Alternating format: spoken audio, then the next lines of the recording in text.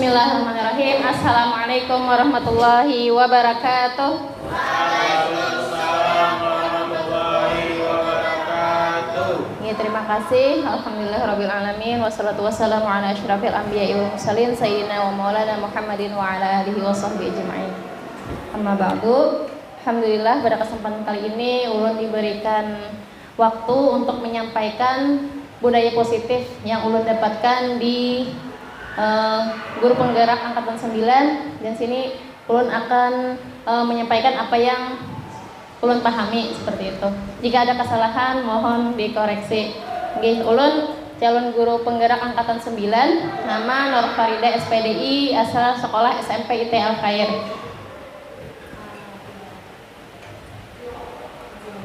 Nah, di sini sebelum kita memulai ada pertanyaan pemantik. Nah, menurut teman-teman, yang pertama, hukuman itu dapat mendisiplinkan anak. Bagaimana pendapat teman-teman? Setuju atau tidak setuju? Tidak setuju. Kenapa alasannya? Karena ada kata hukuman. Nah, yang kedua, pemberian hukuman dengan hal positif seperti membaca atau membersihkan halaman sekolah dapat meningkatkan disiplin anak. Setuju atau tidak setuju? Tidak juga. Kenapa? Karena itu diberikan dalam bentuk hukuman. Nah, diberikan dalam bentuk hukuman. Bukan atas kesadaran diri anak. Oh iya. Yang ketiga, memberi penghargaan dapat meningkatkan motivasi belajar anak. Nah, bagaimana teman-teman, setuju atau tidak setuju? Setuju. Setuju. Kenapa setuju? Karena Salah satu kebutuhan manusia itu senang diberikan perhatian, salah satunya dalam bentuk penghargaan. ya, terima kasih. Ya, itu tadilah pertanyaan pemantiknya. Nah, kita ke topik pembahasan, yaitu di sini ulun akan menyampaikan tentang disiplin positif dan nilai-nilai kebajikan universal, teori motivasi, hukuman, penghargaan dan restitusi, keyakinan kelas, kebutuhan dasar manusia dan dunia berkualitas. Terus restitusi dari 5 posisi kontrol dan restitusi dari segitiga restitusi. Nah, ini disiplin positif dan nilai-nilai kebajikan universal. Nah, di sini ada perubahan paradigma. Nah, coba mungkin nih kan disobek kertas. Buhan pian coba kepalkan tangan pian. Ya. Nah, berdua tuh ya, satu tangan dikepal. Berdua katalah. Satu ya berpasangan. Terus satu orang mengepal tangannya. Yang satu orangnya mencoba merayu temannya supaya bisa membuka tangan. Salah satu temannya supaya akan membuka, yang satunya ya inge supaya dia akan membuka, yang satu bersikeras untuk mempertahankan supaya jangan terbuka.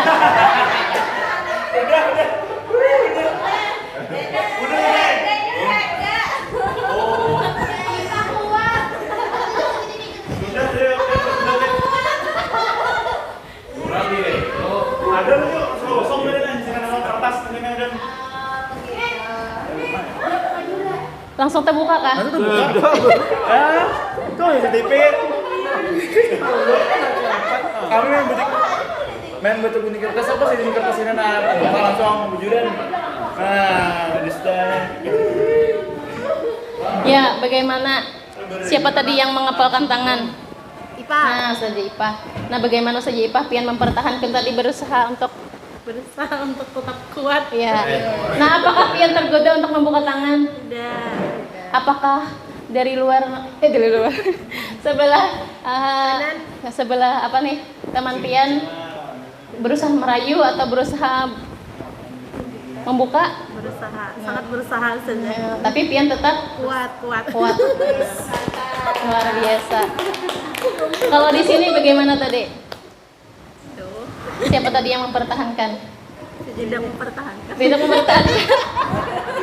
Kenapa? Terayu kah? Nah. Itu goyang. Godaannya apa tadi? Digali TV. Oh iya. Nah, dari yang tadi apa mungkin yang bisa diambil kesimpulannya? Apa lagi? Kesimpulannya, kita itu akan mempertahankan sesuatu yang menjadi hak milik kita. Nah, ya tidak akan mudah tergoyah apapun godaan dari luar. Apalagi jika hal yang kita kepal itu adalah sesuatu yang sangat berharga bagi kita. Nah, nih, itu aja Ustazah. Oke, terima kasih Ustazah. Beri tepuk tangan untuk Ustazah Alifah. Ya, sebenarnya kalau kita sudah punya prinsip, nah orang lain apapun merayu atau memberikan motivasi dari luar seperti itu ya. Nah, kita itu hanya motivasi ekstrinsik, nah hanya dari luar. Tapi ketika kita sudah membudaya, kebiasaan kita sudah baik, nah itu akan mudah untuk menjadi lebih baik. Nah, di sini ada perubahan paradigma teori kontrol atau teori pilihan, yaitu ilusi guru mengontrol murid, ilusi bahwa kritik dan membuat orang merasa bersalah dapat menguatkan karakter, ilusi bahwa semua penguatan positif efektif dan bermanfaat, dan ilusi bahwa orang dewasa melihat untuk memaksa. Nah, jadi mungkin kita sebagai guru ada hak untuk memaksa murid. Nah, tapi bagaimana kita sebagai guru bisa mengontrol diri kita sendiri sehingga murid itu bisa lebih baik dengan dirinya sendiri, nah tanpa harus dipaksa. Nah, di sini stimulus responnya. Nah, sesungguhnya siapa yang memiliki kontrol itu? Nah, kita coba sini ya. Misalnya kita mencoba mengubah orang agar berpandangan sama dengan kita. Maka teori kita adalah kita hanya berusaha memahami pandangan orang lain tentang dunia. Jadi kita kada bisa mengubah pandangan orang lain dengan sama dengan kita. Ya, kita yang berusaha memahami pandangan orang. Terus perilaku buruk dilihat sebagai suatu kesalahan. Jadi kalau teori kontrolnya, semua perilaku memiliki tujuan. Terus stimulus respon, orang lain bisa mengontrol saya. Nah, kalau teori kontrol, hanya Anda yang bisa mengontrol diri Anda. Terus kalau stimulus responnya, saya bisa mengontrol orang lain, maka teori kontrolnya Anda tidak bisa mengontrol orang lain. Terus stimulus respon, pemaksaan ada pada saat bujukan gagal. Nah, kalau teori kontrolnya, kolaborasi dan konsensus menciptakan pilihan-pilihan baru. Terus yang stimulus respon model berpikir menang atau kalah, maka teori kontrolnya model berpikir menang-menang. Nah, di sini disiplin positif. Jadi makna disiplin itu adalah belajar kontrol diri dengan menggali potensi kita agar tercapai tujuan mulia, yaitu sesuatu yang menjadi seseorang yang bisa jadi kita inginkan berdasarkan nilai-nilai yang kita hargai. Jadi ada dua motivasi tadilah, ada motivasi ekstrinsik, ada motivasi intrinsik. Nah, kalau motivasi ekstrinsik, maka itu adalah untuk menghindari hukuman dan untuk mendapatkan imbalan, itulah yang dilakukan. Nah, di sini ada panahnya lah. Nah, motivasinya. Kalau motivasi intrinsik, dia itu ingin menghargai dirinya sendiri. Jadi perilaku itu memang membudaya dari dirinya. Nah, kemudian kalau 5 posisi kontrol kita sebagai guru, ada sebagai penghukum. Nah, ketika salah anak langsung dihukum. Yang kedua membuat rasa bersalah. Yang ketiga sebagai teman. Yang keempat sebagai pemantau, dan yang kelima sebagai manajer. Nah, yang kelima inilah yang paling bagus kita gunakan sebagai seorang guru. Nah, kemudian ada nilai-nilai kebajikan universal dan ada juga keyakinan kelas. Terus ada lagi segitiga restitusi. Di sini ada 3 macam. Jadi untuk menstabilkan siswa atau untuk mengatasi permasalahan siswa, maka kita menggunakan 3 tahapan, yaitu menstabilkan identitas, validasi kebutuhan, dan menanyakan keyakinan. Terus 5 kebutuhan dasar manusia, yaitu bertahan hidup. Nah, memang kebutuhan dasar manusia itu untuk bertahan hidup, penguasaan, kasih sayang dan rasa diterima, kesenangan dan kebebasan. Nah, ini kata disiplin secara bahasa. Nah, ini tadilah nilai-nilai kebajikan universal. Jadi nilai-nilai kebajikan universal itu adalah sifat-sifat manusia yang merupakan tujuan mulia yang ingin dicapai setiap individu. Nilai-nilai tersebut bersifat universal dan lintas bahasa, suku, bangsa, agama, maupun latar belakang.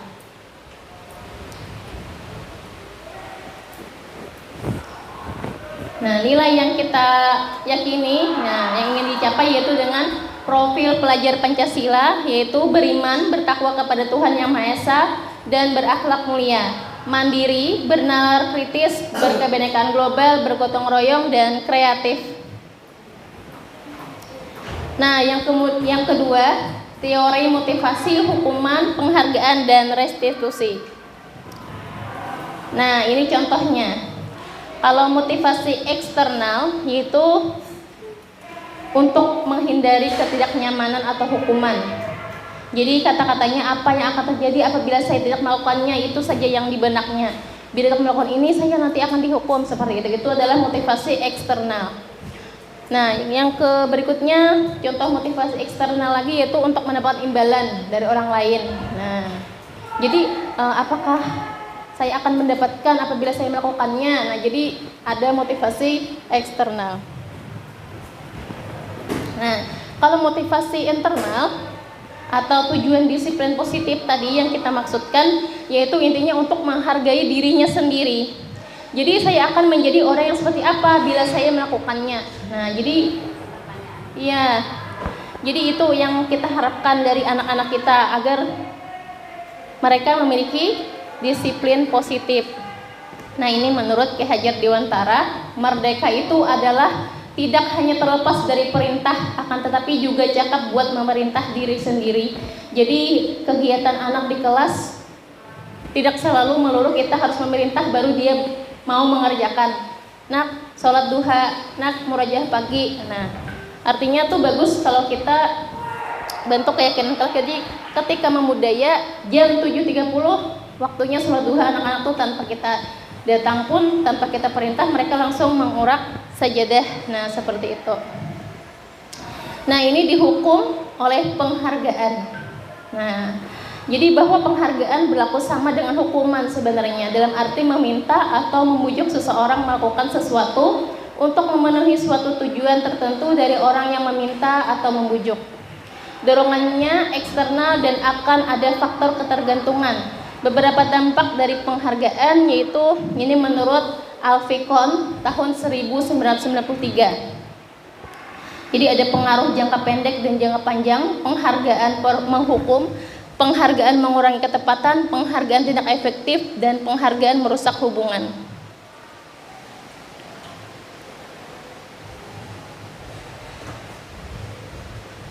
Nah, ini contoh pengakuan atau apresiasi kebajikan. Nah, pembukanya, kemarin saya perhatikan kalau nilai kebajikannya, saya empati besar kepadamu. Situasinya pada saat menolong murid baru di kelas kita.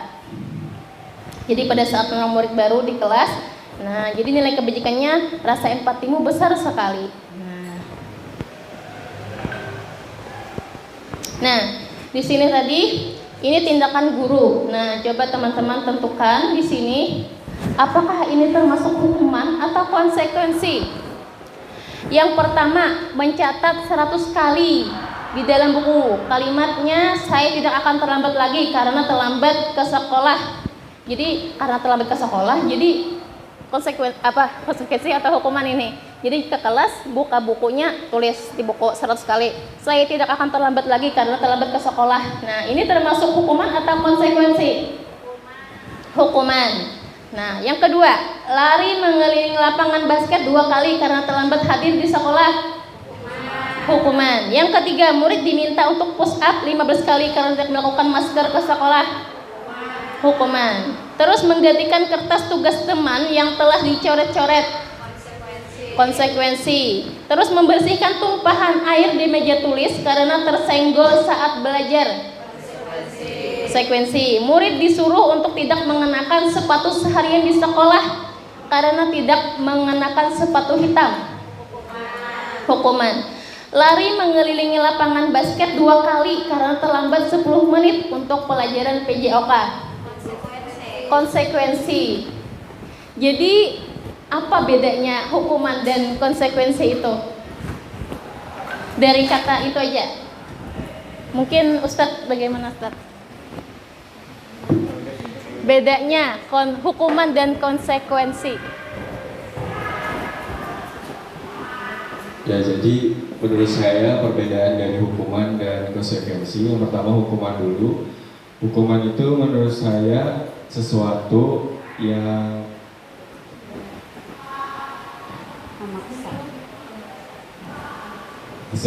memaksa ketika kita tidak melakukan atau mengerjakan sesuatu yang melanggar, seperti itu. Kemudian konsekuensi adalah itu akibat atau kesadaran diri sendiri apabila telah melakukan kesalahan, seperti tadi kayak menggantikan kertas tugas, itu kan karena kesalahan diri sendiri langsung kita ganti. Jadi itu. Ya, terima kasih Ustadz. Berikan tepuk gemuruh untuk Ustadz Zikri. Ya, kita lihat bagaimana hasilnya. Nah, benar semuanya kah?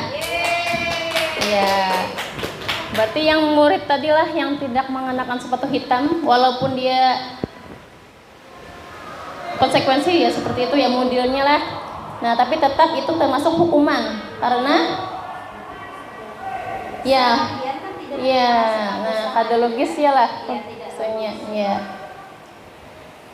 Nah, ini contoh yang realnya. Jadi hukuman dan konsekuensi. Jadi hukuman itu sebenarnya adalah sesuatu yang menyakitkan dan harus terjadi. Kalau konsekuensi itu sesuatu yang harus terjadi. Nah, kalau hukuman membuat anak sakit fisik maupun hati untuk jangka waktu lama, jadi akan membuat anak sakit. Kalau konsekuensi membuat anak merasa nyaman dalam jangka waktu pendek, jadi sama. Sebenarnya untuk apa nih? Tidak nyaman sebenarnya. Jadi anak membenci kedisiplinan. Kalaunya hukuman. Kalau konsekuensi anak menghargai disiplin. Kalau hukuman itu bersifat paksaan. Kalau konsekuensi stimulus atau tanggapan. Hukuman itu mendorong anak menyakiti diri sendiri. Kalau konsekuensi mendorong anak agar mudah menyesuaikan diri. Kalau hukuman konsep diri yang buruk, kalau konsekuensi konsep diri yang baik. Kalau hukuman anak belajar untuk menyembunyikan kesalahan, kalau konsekuensi anak belajar untuk mematuhi peraturan. Kalau hukuman marah, rasa bersalah, dipermalukan dan merasa tidak dihargai. Nah, kalau konsekuensi kehilangan hak, dibuat tidak nyaman, diasingkan untuk sementara. Nah, itu tadi tentang hukuman dan konsekuensi. Nah, sekarang restitusi. Nah, sebelum ini apakah Bu Hanpin pernah mendengar kata restitusi? Pernah. Nah, di sini Ulun akan mengulangi lagi. Jadi restitusi itu adalah proses menciptakan kondisi bagi murid untuk memperbaiki kesalahan mereka, sehingga mereka bisa kembali pada kelompok mereka dengan karakter yang lebih kuat. Restitusi juga merupakan proses kolaboratif yang mengajarkan murid untuk mencari solusi untuk masalah mereka dan membantu murid berpikir tentang orang seperti apa yang mereka ingin mencapai tujuan mulia dan bagaimana mereka harus memperlakukan orang lain. Nah, ini contoh restitusi.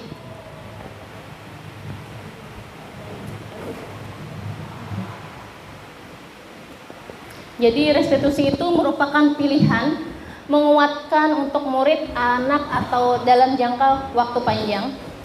Terus korban mendapatkan ganti, murid atau anak mendapatkan penguatan, masalah menjadi terpecahkan, murid belajar bertanggung jawab untuk perilakunya, fokus pada pemecahan masalah jangka panjang.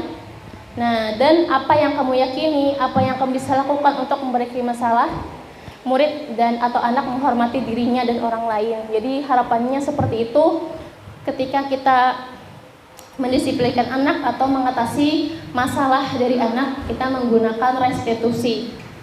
Nah, tidak lagi dengan hukuman. Nah, ciri-ciri restitusi itu adalah yang pertama, bukan untuk menebus kesalahan, namun untuk belajar dari kesalahan. Yang kedua, memperbaiki hubungan. Yang ketiga, tawaran bukan paksaan. Jadi atas kehendak anak bagaimana dia memperbaikinya. Yang keempat, restitusi menuntun untuk melihat ke dalam diri. Restitusi mencari kebutuhan dasar yang mendasari tindakan. Restitusi diri adalah cara yang paling baik. Restitusi fokus pada karakter bukan tindakan. Restitusi fokus pada solusi. Restitusi mengembalikan murid yang berbuat salah pada kelompoknya. Nah, jadi sangat bagus restitusi itu ketika kita bisa menjalankannya sebagai guru. Nah, kemudian tentang keyakinan kelas. Nah, di sini teman-teman apakah sudah ada menjalankan keyakinan kelas? Ada, wah luar biasa. Seperti apa contohnya keyakinan kelasnya? Belajar dengan tertib. Nah, seperti itu. Jadi ketika keyakinan kelas ini membudaya di kelas, nah jadi lebih mudah peraturan yang kita sudah buat tuh lebih nyaman untuk dijalankan. Nah, mengapa tidak peraturan saja? Kenapa harus keyakinan kelas? Nah, tulis aja di kelas peraturan saja, Ustazah. Nah, kenapa harus keyakinan? Kenapa? Nah, jadi mengapa kita memiliki peraturan harus menggunakan helm bila mengendarai kendaraan roda 2? Nah, terus mengapa kita memiliki peraturan 3M, menggunakan masker, mencuci tangan, menjaga jarak 1,5 meter? Mengapa kita memiliki peraturan harus datang tepat waktu pada saat melakukan pelatihan? Kenapa? Nah, karena ini memang harus dikerjakan. Kalau tidak dikerjakan ini pasti ada motivasi intrinsik namanya. Kalau tidak dikerjakan, kalau tidak ada polisi ya tidak apa-apa, tidak menggunakan helm seperti itu. Nah, harapannya dengan keyakinan kelas ini tanpa ada guru, tanpa ada yang memantau, mereka tetap terbiasa melakukan hal yang baik. Nah, jadi untuk mendukung motivasi intrinsik, kembali ke nilai-nilai atau keyakinan-keyakinan lebih menggerakkan seseorang dibandingkan menggunakan serangkaian peraturan-peraturan. Nah, budaya positif itu yaitu dengan lingkungan positif, keyakinan kelas dan peraturan kelas. Nah, ini contoh yang mana yang merupakan keyakinan kelas. Nah, dari ini adalah di sinilah. Saling menyayangi. Saling menyayangi ya. Saling menyayangi. Ada lagi? Semangat. Nah, ada lagi? Ya, kami murid yang peduli dengan teman-teman. Jadi ketika saling menyayangi ini semuanya tercover seperti itu. Jadi kayak dari saling menyayangi mereka tidak boleh membuli. Nah, dari kata umum seperti itu tidak boleh berkata kasar seperti itu. Nah, ini.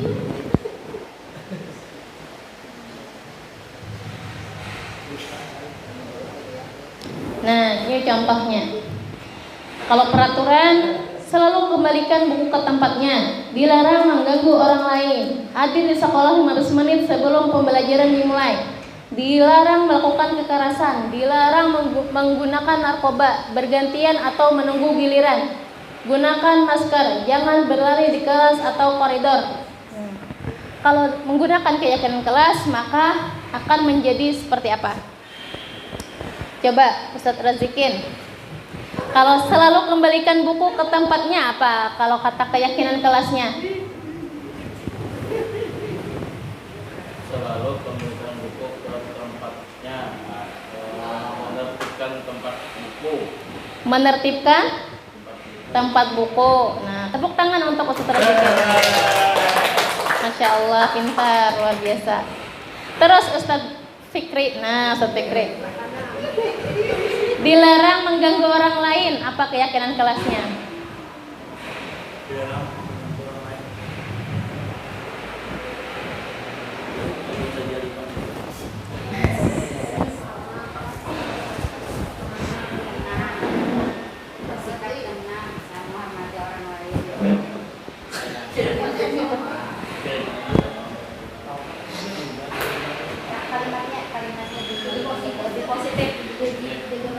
Ya, peraturan ini lebih ke kata-katanya tuh negatif, dilarang.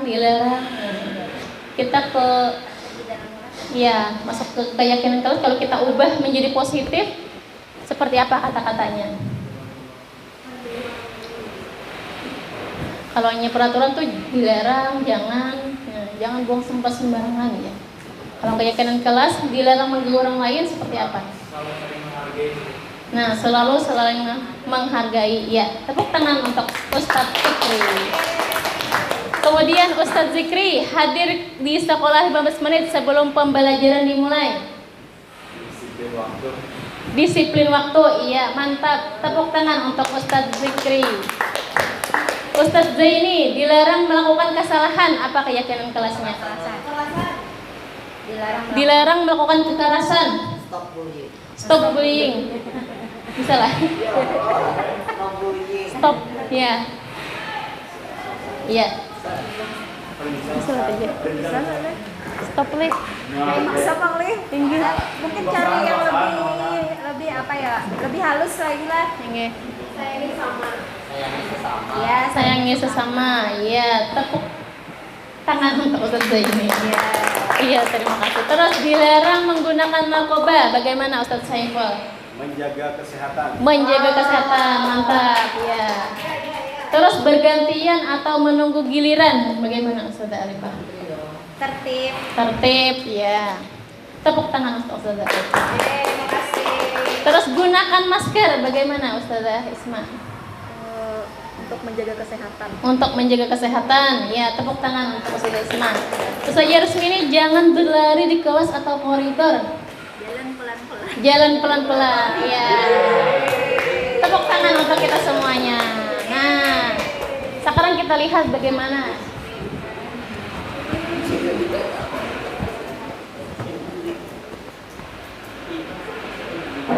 Nah, jadi kalau ini menurut di sini ya. Nah, jadi kita bebas sebenarnya sudah disampaikan tadi bagus, bisa diterapkan.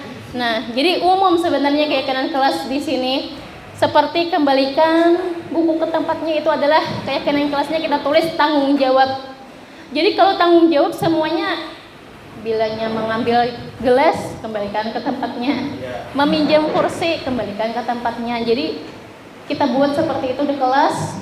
Nah, jadi tanggung jawab semuanya harus dikerjakan. Artinya tuh apa yang dilakukan, misalnya meminjam maka harus mengembalikan. Kemudian dilarang mengganggu orang lain, di sini menghormati orang lain atau tadi kasih sayang itu sama. Nah, jadi boleh dipakai itu. Jadi menghormati orang lain itu termasuk tidak membuli, tidak berkata kasar seperti itu.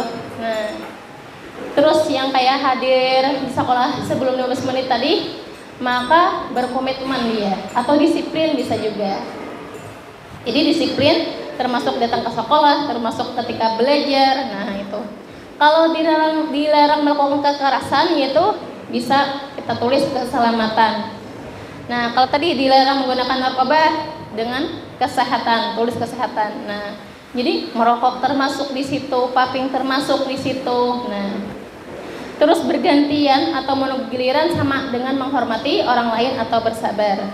Nanti ya tadi yang menggunakan masker bisa kesehatan, keselamatan. Nah, kita tulis. Nah, jadi dengan begini siswa itu melihat kata umum seperti ini semuanya harus dilakukan. Nah, itu tadi tentang keyakinan kelas. Kemudian yang berikutnya, yang keempat, yaitu kebutuhan dasar manusia dan dunia berkualitas. Nah, jadi kebutuhan dasar manusia, kita pun sebagai guru pasti ingin seperti ini. Nah, bertahan hidup, penguasaan, kasih sayang dan rasa diterima, kesenangan dan kebebasan. Begitu pula dengan murid kita di kelas. Nah, mereka juga ingin seperti ini. Yang kelima yaitu 5 posisi kontrol.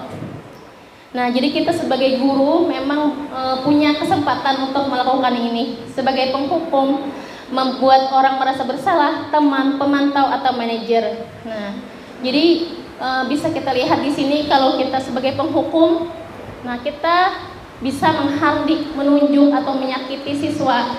Nah, bisa berkata kalau kamu tidak melakukannya, awas ya, rasakan. Nah, hasilnya bisa memberontak, menyalahkan orang lain dan berbohong.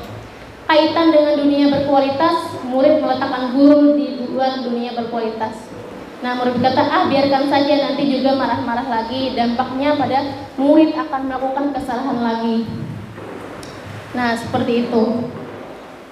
Yang kedua, nah ini pembuat orang merasa bersalah termasuk hukuman juga. Nah, gurunya bisa berceramah, nah mengatakan ibu kecewa, nah sudah kecewa dengan pian, nah itu. Nah, terus hasilnya menyembunyikan, menyangkal murid itu bisa berbohong akhirnya. Nah, kaitannya dengan dunia berkualitas, murid meletakkan guru di dalam dunia berkualitas. Murid akan berkata, maafkan saya. Nah, jadi murid ini akan menjadi rendah diri jadinya. Nah, ini menuju identitas berhasil atau sukses, yaitu sebagai teman. Yaitu kita membuatkan alasan-alasan untuk muridnya. Nah, seperti contohnya, masa kamu tidak mau? Ingat, tidak, ibu pernah bantu. Nah, artinya kita tuh kayak teman, seperti teman kepada anak murid. Hasilnya anak murid menjadi ketergantungan. Nah, kaitannya dengan dunia berkualitas, murid meletakkan guru sebagai orang yang sangat penting di dunia berkualitas. Murid akan berkata, saya pikir bapak atau ibu teman saya ternyata begitu. Nah, dampaknya murid akan menjadi lemah, tidak mandiri, dan tergantung jadinya. Kalau sebagai pemantau, maka ini contohnya guru berbuat menghitung atau mengukur. Jadi kita kembali, peraturannya apa? Nah, seperti itu. Sebagai pemantau. Jadi hasilnya menyusahkan diri bila diawasi. Dan murid meletakkan guru peraturan dan hukum di dunia berkualitas. Murid akan berkata, berapa banyak bintang yang harus saya peroleh? Nah, berapa halaman yang harus saya tulis? Nah, sudah berapa sertifikat yang saya dapatkan? Nah, seperti itu. Dampaknya murid akan menitik beratkan pada sanksi atau hadiah untuk dirinya. Nah, dan ini identitas yang paling berhasil, yaitu kontrol dirinya, yaitu sebagai manajer. Jadi kita sebagai manajer yang paling baik, yaitu menghargai diri sendiri. Guru bisa berbuat mengajukan pertanyaan-pertanyaan. Jadi untuk menjadi manajer ini sebenarnya kita harus menstabilkan emosi kita terlebih dahulu. Nah, jadi kita tidak menjudge atau menyalahkan siswa yang utama. Nah, jadi kita contohnya ini guru bisa berkata, apa yang kita yakini, apa yang bisa kau kerjakan untuk memperbaiki masalah ini. Nah, jadi solusinya kembali kepada siswa. Nah, bagaimana dia memperbaiki dirinya sendiri dengan kita berikan pertanyaan-pertanyaan. Hasilnya dia akan menguatkan pribadinya. Terus kaitannya dengan dunia berkualitas, yaitu murid meletakkan dirinya sebagai individu yang positif dalam dunia berkualitas. Murid akan berkata, bagaimana caranya saya bisa memperbaiki keadaan. Dampaknya pada murid yaitu mengevaluasi diri, bagaimana cara memperbaiki diri. Iya. Jadi identitas posisi kontrol yang paling berhasil yaitu guru sebagai manajer. Jadi kita lebih banyak mengontrol diri kita sendiri sebenarnya. Nah, di sini contohnya. Kalaunya sebagai pembuat orang merasa bersalah, saya kecewa sekali dengan kamu. Nah, kalaunya penghukum, kamu tidak pernah benar melakukannya. Kalau teman, ayolah lakukan demi bapak atau ibu. Kalaunya pemantau, apa kamu tidak mau mendapatkan stiker bintang hari ini? Apakah kamu tidak mau dapat sertifikat penghargaan? Nah, seperti itu. Kalau manajer, bagaimana kamu bisa menyelesaikan masalah ini? Nah, supaya kamu bisa tepat waktu, bagaimana? Nah, jadi siswa sendiri yang menggali solusinya sendiri. Kita sebagai guru menanyakannya. Nah, sebagai fasilitator. Terus kalau penghukum lagi, contohnya kamu selalu yang paling terakhir. Nah, jadi siswa ini kalau kita sebagai penghukum, maka siswa akan menjadi minder seperti itu.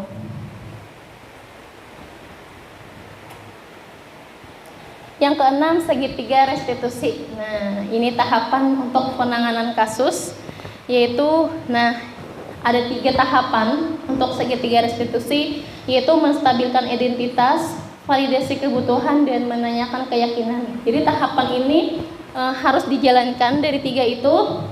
Yang pertama, menstabilkan identitas itu adalah kita sebagai guru ketika murid melakukan kesalahan, kita panggil terlebih dahulu. Nah, jadi berdua misalnya di ruang BK atau di tempat mana seperti itu, kita panggil berdua, lalu kita tanyakan. Kunci pertanyaannya yaitu setiap orang pasti pernah melakukan kesalahan. Nah, itu. Dan kata keduanya itu, kamu bukan satu-satunya yang pernah melakukan kesalahan ini. Nah, jadi siswa tidak merasa rendah diri. Terus bukan berhenti di situ saja. Jadinya kalau situ saja mungkin dia bisa menyalahkan orang lain. Nah, orang lain pun pernah melakukan kesalahan. Nah, seperti itu. Nah, ada sambungannya, yaitu validasi kebutuhan. Kata kuncinya yaitu, kamu tentu punya alasan mengapa kamu melakukan itu, mengapa kamu melakukan kesalahan itu. Nah, terus kita tanya lagi, adakah cara yang lebih efektif untuk mendapatkan apa yang kamu butuhkan? Nah, terus langkah ketiga yaitu menanyakan keyakinan. Jadi nilai-nilai apa yang telah kita sepakati. Terus kamu ingin menjadi seperti apa? Jadi untuk membuat penanganan kasus menggunakan segitiga restitusi, yang pertama kita dulu buat keyakinan kelas. Nah, jadi dengan buat keyakinan kelas, kita akan lebih mudah untuk mengadakan penanganan kasus dengan menggunakan segitiga restitusi. Jadi dia itu akan, oh iya saya melakukan kesalahan ini Ustazah. Nah, terus nilai apa yang telah kamu, apa yang sudah disepakati, yang sudah kamu langgar seperti itu. Nah, misalnya kadang mengumpul tugas tadi, ya tadi termasuk tanggung jawab Ustazah. Nah, seperti itu. Jadi dari situ bagaimana supaya kamu tanggung jawab? Nah, jadi bisa, berarti saya harus tepat waktu, berarti saya harus mengerjakan tugasnya hari ini Ustazah. Nah, seperti itu. Jadi mereka sendiri yang mencari solusinya. Nah, ini contohnya. Kalau menstabilkan identitas. Jadi untuk membuat anak yang merasa gagal karena berbuat salah menjadi positif terhadap dirinya sendiri. Nah, kalau validasi kebutuhan bisa berkata seperti ini. Membantu murid mengenal basic atau kebutuhan dasar yang ingin dipenuhinya ketika melakukan kesalahan. Jadi pada dasarnya setiap tindakan manusia tujuannya adalah memenuhi basic need, apakah itu power, freedom, love, dan apa tadi ya, yang kebutuhan dasar manusia. Yang kasih sayang. Nah,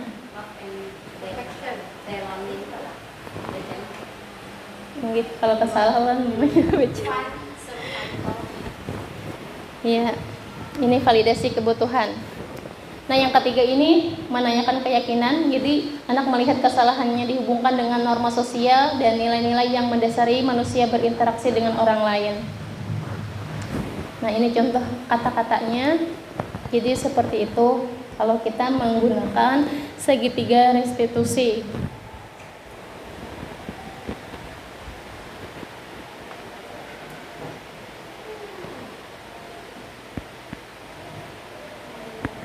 Nah,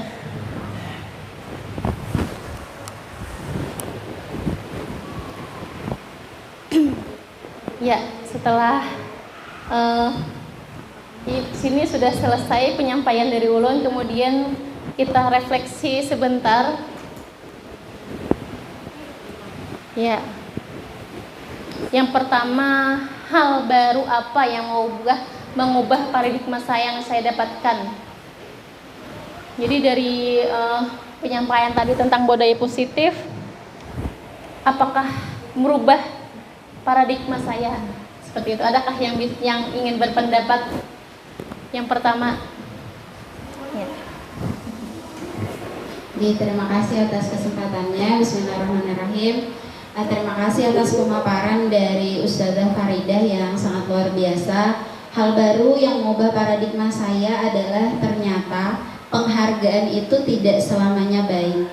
Nah, karena penghargaan tadi itu kan berasal dari motivasi ekstrinsik, ternyata penghargaan itu juga bisa membunuh, maksudnya apa? Membunuh motivasi intrinsiknya. Jadi kalau hal yang terbaik sebenarnya kita lakukan itu adalah memunculkan motivasi dari dalam diri si anak. Nah, gitu. Jadi paradigma tentang penghargaan itu tidak selamanya baik. Nah, ya. Terima kasih Ustazah Arifah, berikan tepuk gemuruh untuk Ustazah Arifah.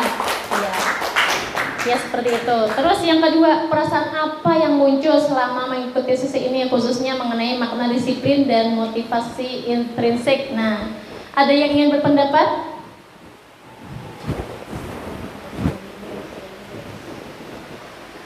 Mengenai makna disiplin?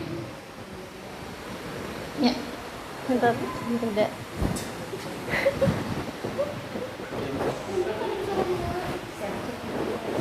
Oh iya. Dibantu. Perasaannya mungkin lebih ke bagaimana nantinya saya mendisiplinkan anak-anak dan memotivasi intrinsik agar tidak selalu motivasi ekstrinsik yang saya terapkan ketika pembelajaran. Begitu Ustazah. Ya. Terima kasih Ustazah. Berikan tepuk kereta api untuk Ustazah Rida. Tepuk kereta api gitu. Nah, oke. Adakah yang ingin berpendapat? Kayak Pak, refleksi kita hari ini pembelajarannya tentang budaya positif, apakah bisa kita terapkan di sekolah kita? Bisa, ya. Bismillah, mulai dari keyakinan kelas. Nah, dengan keyakinan kelas, semoga membudaya apa yang sudah kita yakini di kelas. Nah, sehingga peraturan yang kita buat tuh hanya jadi pajangan. Artinya tuh, wah alhamdulillah nih, ibaratnya tuh sudah tercentang-centang seperti itu.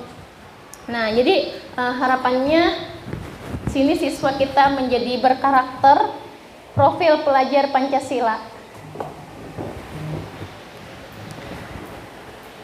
Oke, terima kasih.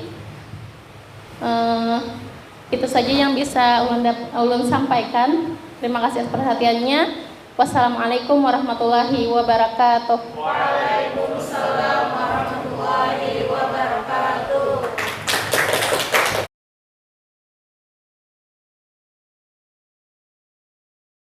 Ya, bismillahirrahmanirrahim. Assalamualaikum warahmatullahi wabarakatuh.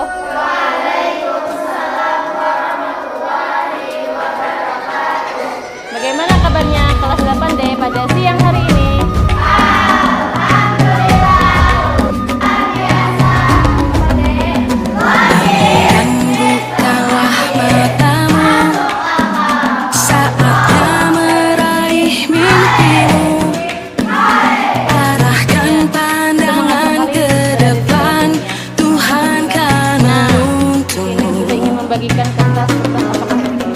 Sadarilah masa berganti.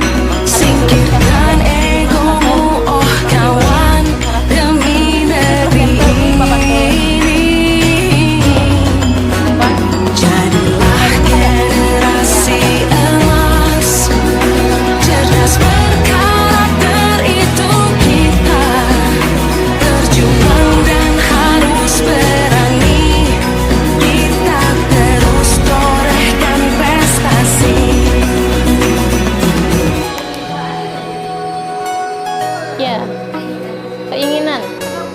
Lu gitu deh. Gitu gitu.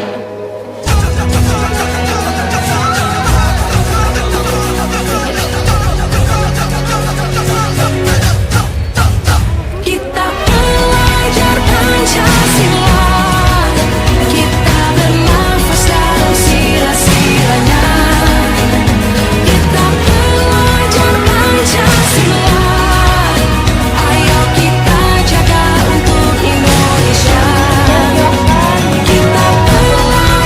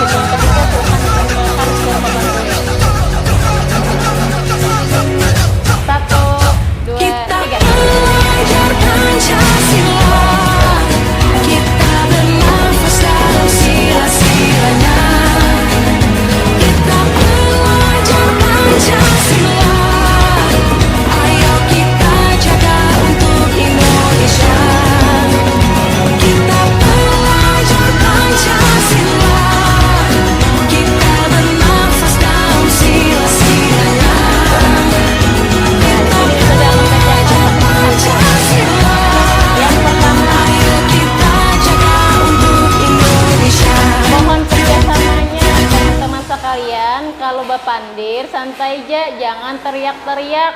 Kasihan yang lain terganggu. Dan juga tolong dijaga kebersihannya. Satu. Terus Tazaun hendak di kelas ini ada karpet atau hambel nyaman gesan nongkrong.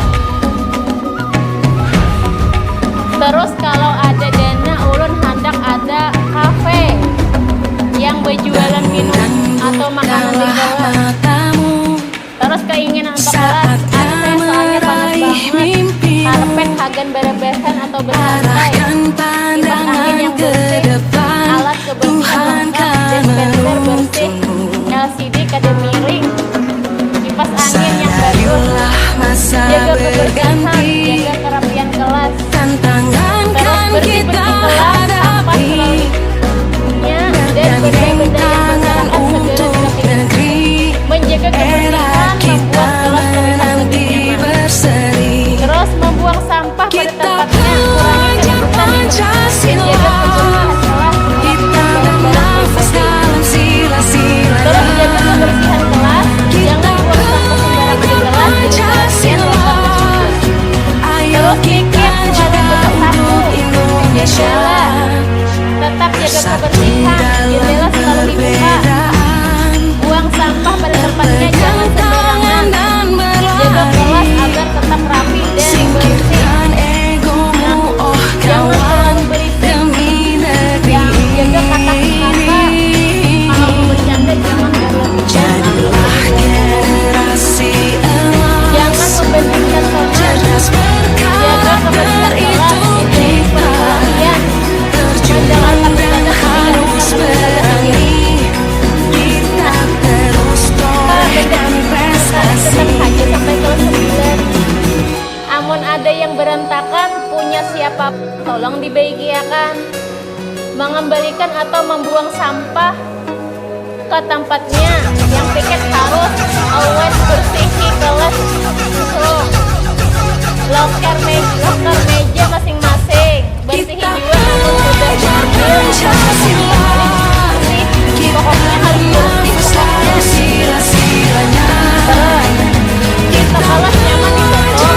Ambil satu orang. Dispenser kelas bisa saja dibuang mengurangi kontennya nilai sapu dan peralatan kelas siap dibuang secara kelas bersih, jaga kebersihan. Itu tadi.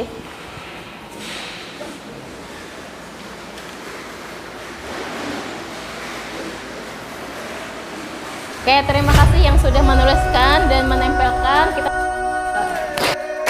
ya, luar komitmennya untuk kelas ini. Walaupun sudah nyaman, masih ada keinginan seperti ini ya. Kalau artinya tuh supaya tetap bertahan lebih baik. Yang Ustazah bisa ambil di sinilah jaga kebersihan. Satu. Terus juga kerapian kelas. Kebersihan dan kerapian sama lah. Pandangan ke depan, Tuhan kan menuntunmu. Sadarilah masa berganti, tantangan kan kita hadapi.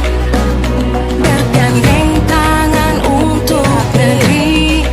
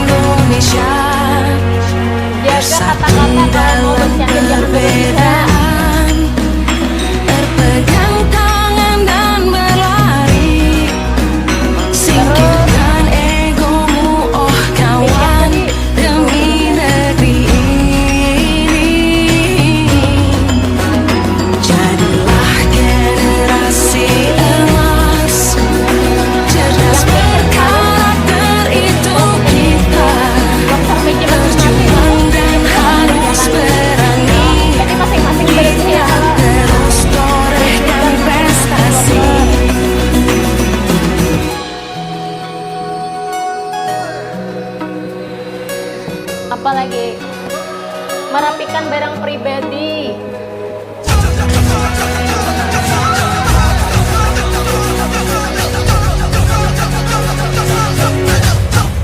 Apalagi ya? Kita belajar Pancasila, kita bernafas dalam sila-silanya. Kita belajar Pancasila, ayo kita jaga untuk Indonesia. Kita belajar Pancasila, kita bernafas dalam sila-silanya. Kita belajar Pancasila, ayo kita jaga untuk Indonesia. Pas ada belajar gini, anu juga kalau leh nak istirahat ya.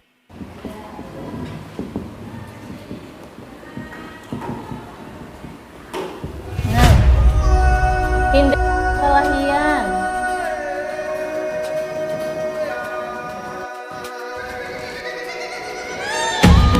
Mendengarkan ustazah.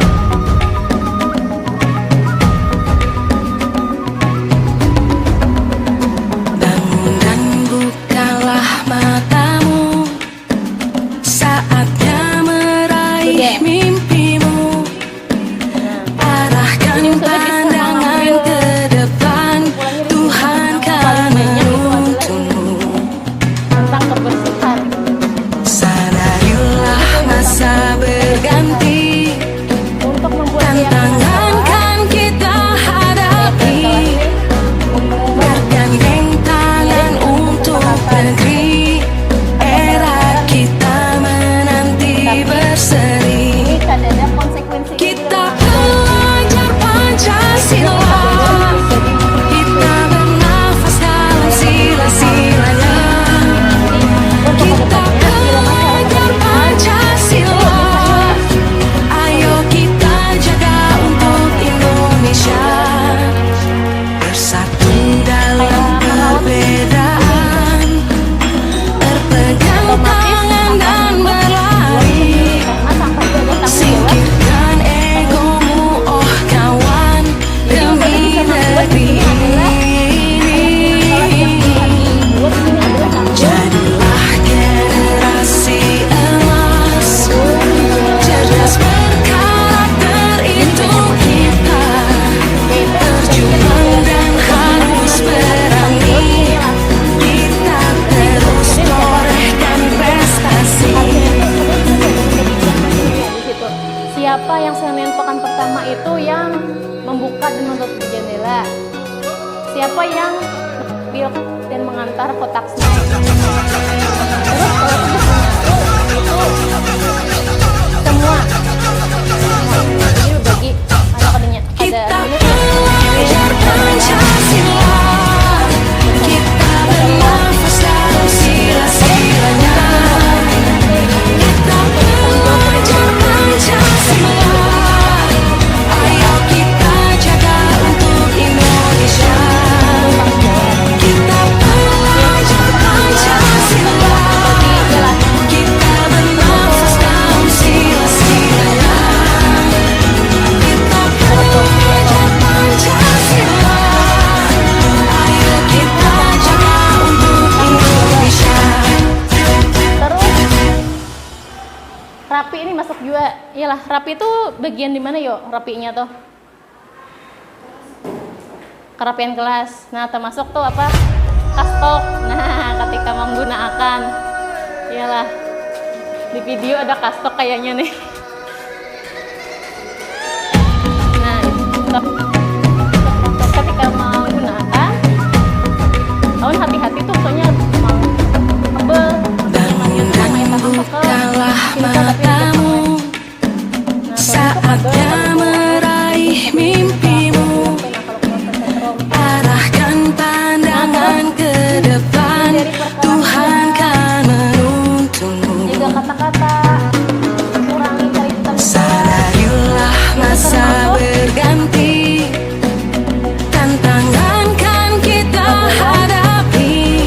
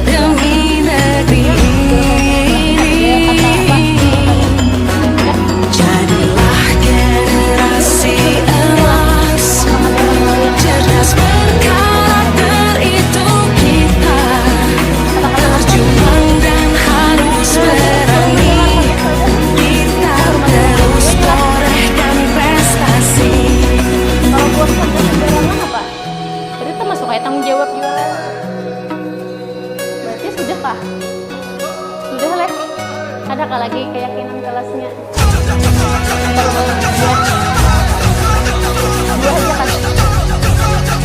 Tanggung jawab dan menghormati orang lain.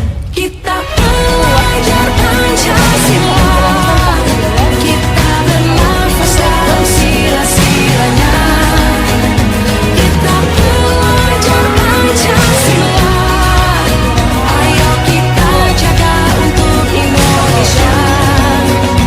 Kita belajar Pancasila, kita bernafas dalam sila-silanya. Kita belajar Pancasila, ayo kita jaga untuk Indonesia. Disiplin, gotong royong perlukah kada? Gotong royong, nah, artinya bersama-sama. Bilanya waktu, ya tadi gotong royong tuh dalam apa? Hemat listrik. Gotong royong itu bentuknya seperti apa yuk? Bangun dan bukalah matamu, saatnya meraih mimpimu. Arahkan pandangan ke depan, Tuhan kan menuntunmu. Cukup. Ya, jadi keyakinan kelas Sadarilah masa berganti, tanggung jawab tantangan kan kita hadapi. Bergandeng tangan untuk negeri, era kita menanti berseri. Kita belajar Pancasila, kita bernafas dalam sila-silanya. Kita belajar Pancasila, ayo kita jaga untuk Indonesia. Bersatu dalam perbedaan, berpegang tangan dan berlari. Singkirkan egomu, oh kawan, demi negeri ini. Jadilah generasi emas, cerdas berkarakter itu kita. Berjuang dan harus berani, kita terus torehkan prestasi.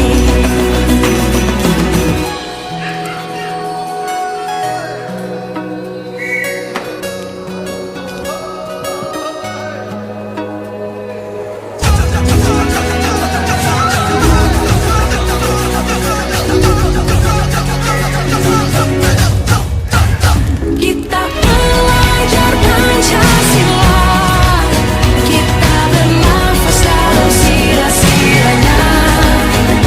Kita belajar Pancasila, ayo kita jaga untuk Indonesia. Kita belajar Pancasila, kita bernafas dalam sila-silanya. Kita belajar Pancasila, ayo kita jaga untuk Indonesia.